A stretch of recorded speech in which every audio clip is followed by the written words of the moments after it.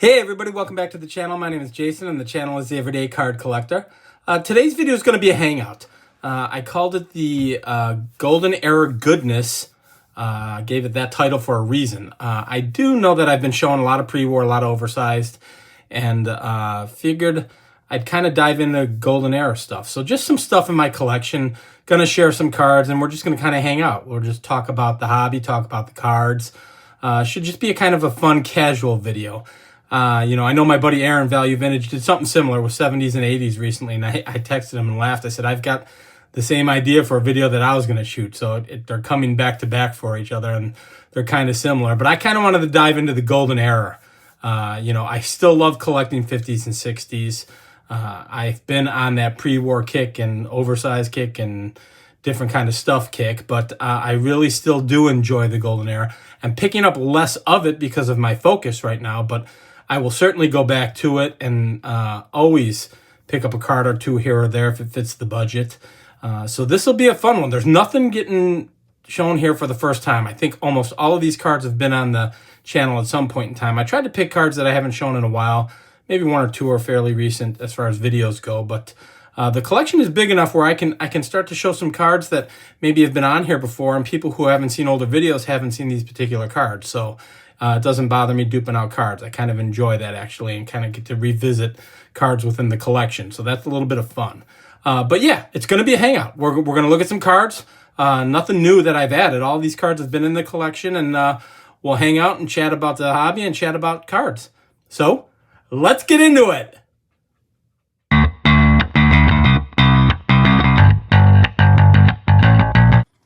All right, guys, so this is exactly what I said it was going to be in the title. This will be Golden Era Goodness. Only cards from the 50s and 60s. Cards that I've already had in the collection. Nothing new here, no new pickups. But just fun stuff I figured I'd share. As I mentioned, most of them have been on the channel to the best of my knowledge. And we'll kind of just go through them and hang out and look at some cards. So the first couple that I grabbed, I absolutely love this set. It's a pretty undervalued set. Not a ton of people are showing these in their collection, but this is the 1964 Wheaties set. So I've actually got the Nellie Fox here, and these were just supposed to be pasted into a book. And there's the Willie Mays. I actually think I bought that Willie Mays off of my buddy Rocket Rick J at Strongsville last year. And they're blank backs. They're very thin. But again, another set that you can collect that's fairly inexpensive to get into. And again, we're talking early to mid-60s, 64, and just some great images. So, if you get a chance, look up the 1964 Wheaties. They might even be called Wheaties stamps, if I'm not mistaken. But great cards. I got this at Strongsville 2 years ago, the 59 NL Hitting Kings, and we've got Ashburn and Mays, a great card. I think my buddy Sammy just purchased this not too long ago for his binder project. So just another great card. Two great Hall of Famers. Dual cards, dual player cards. I love them. So very cool stuff. This one I did show. This is probably the most recent one as far as videos go. I bought this at my local card shop. But it's the 1963 Bombers Best. Absolutely love this card with Tresh, Mantle, and Richardson. So very cool card. And got a pretty good deal on it. I can't remember, $30, $30, I think, if I'm not mistaken. But just a beautiful card. Anytime you can add a Mantle, even if it's a dual player card, it's definitely worth adding. Next card I got from my buddy who I play poker with. He actually runs our poker league. He gave this to me as a gift, which I thought was awesome. He gifted me the 1960 Eddie Matthews. And I love the 60 set. I did a video a long time ago on the 60s set, and I might even revisit that. One of my favorite sets, if not my favorite set from the 60s. And he gave this to me as a gift. He is a collector as well. So I was thrilled to add this to the collection because I did not have it, so that worked out perfect. Next, 68 Pete Rose. Very cool card. I've had this for quite some time. Earlier days of when I was collecting. So I believe this might be my earliest Rose. So I don't have a ton of Pete Rose. Obviously, I have all of this stuff from the mass-produced era because that's when I was collecting hardcore. But I don't have a lot of early. Obviously 63 being his rookie year. I don't have a lot of his earlier day stuff. But I'll pick some up. This card I remember I bought at a local show, 1955, Hal Newhouser. And this was one of the few times that I've upgraded. I have this card twice. I bought the first one at a flea market in Wisconsin several years ago, and it's pretty beat with creases in it. And then I found this one at a local show here in my area. I don't know, maybe sometime this year. And I think I paid $10 for this and $4 for the creased up one. So I'm $14 into the 55 Hal Newhouser. But still, this is a beautiful representation of the card. Very clean. And the only Newhouser that I have, to my knowledge. So he needs to be added a little bit more. I do like, doesn't have a ton of cards, but I certainly want to pick up something else besides just his 55. So this one I've shown a couple times. I actually did a video on the 59 set probably a year and a half ago. It's my 59 Aparicio. Beautiful card. I love it, and a lot of these that I'm showing are ungraded, and they're gonna stay that way. I just love the fact that they're clean, ungraded. I get to pull them out when I want to look at them. Again, I am not against grading. I think the grading situation right now is currently a mess. It's an absolute mess right now, and I'm hesitant to send anything out to be graded. I was an SGC guy, or am an SGC guy, as long as they're still around, and that was my grader of choice. They've since been bought out. You guys have seen all the videos. The minute PSA moved into the building in Boca Raton, customer service went down, times went up.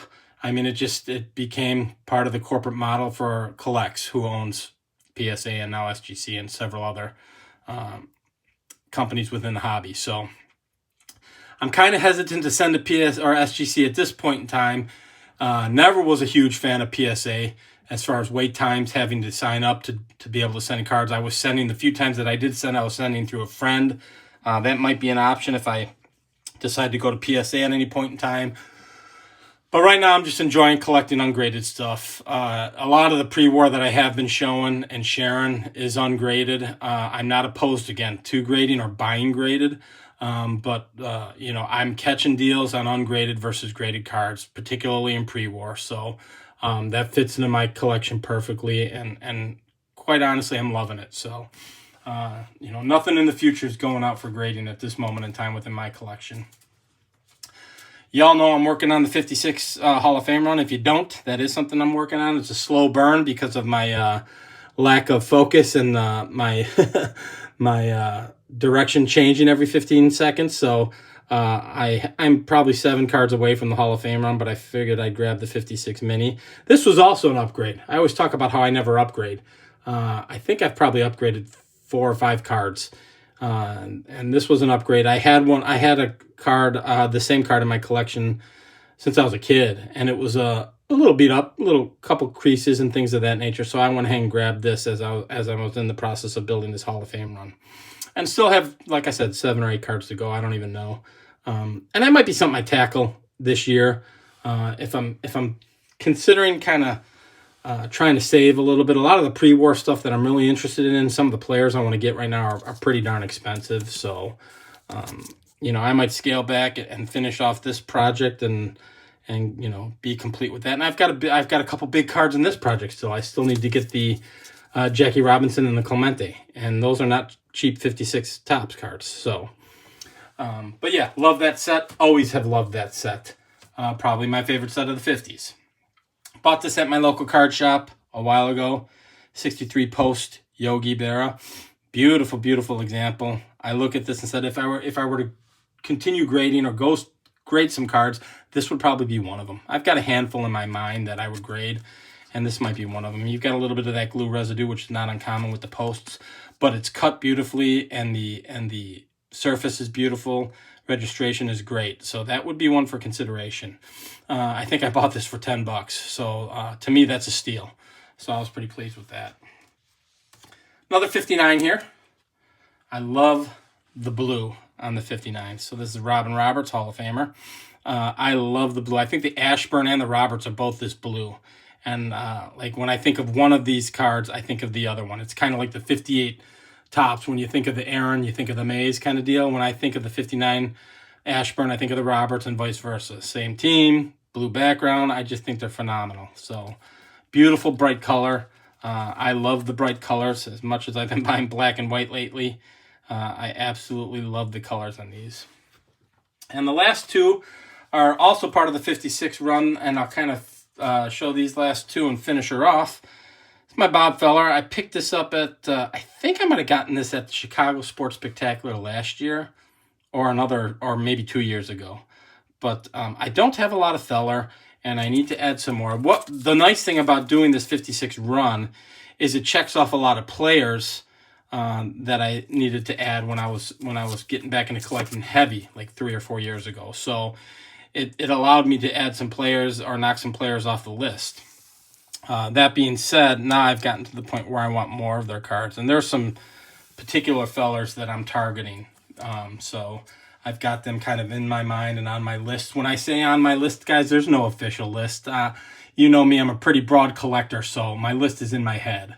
But there are a few Feller cards that I'm targeting to add to the collection and add to the Feller run, if you will. And then lastly, this was the National in Cleveland. I got this card and got it for a steal. It's my Ted Williams, 56 Ted Williams, and I absolutely love this. Of the 56 set, when it comes to the cards or the Hall of Fame run, actually the cards in general, I think this is one of the best looking cards in the set.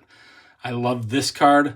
I love the 56 Clemente, better than his rookie, his 55. I think the background's phenomenal. And I love the Mickey Mantle, obviously. So those three are really high on my list as far as good looking cards out of this set. But yeah, I was thrilled to add this and got a really good deal on that as well. So pretty pleased with that. But yeah, it's just kind of a hangout, guys. I know there's a lot been going on in the hobby for those of you who are interested in on my opinions. You know, I like to collect. I enjoy collecting, guys. So I know there's been a lot about the shill bidding and defensive bidding and things that were said by other people within the hobby, and that's kind of taken over in the last week or so.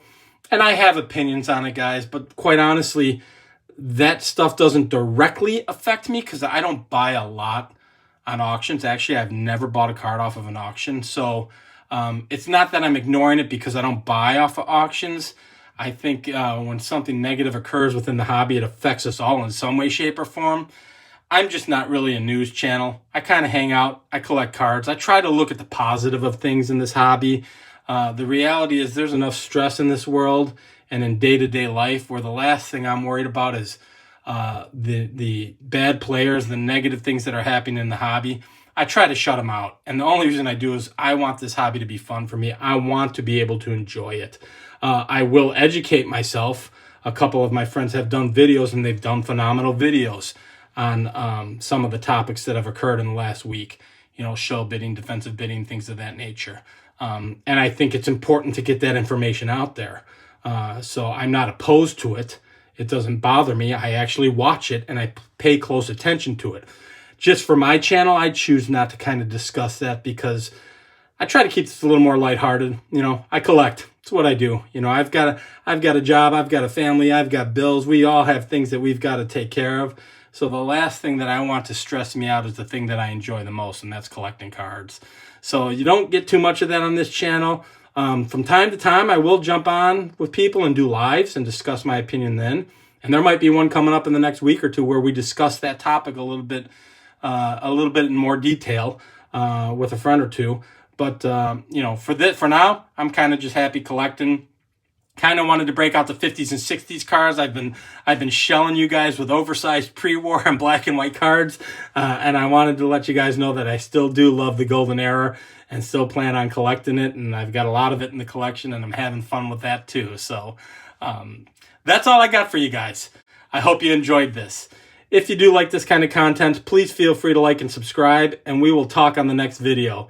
Thanks for jumping on, everybody. Bye-bye.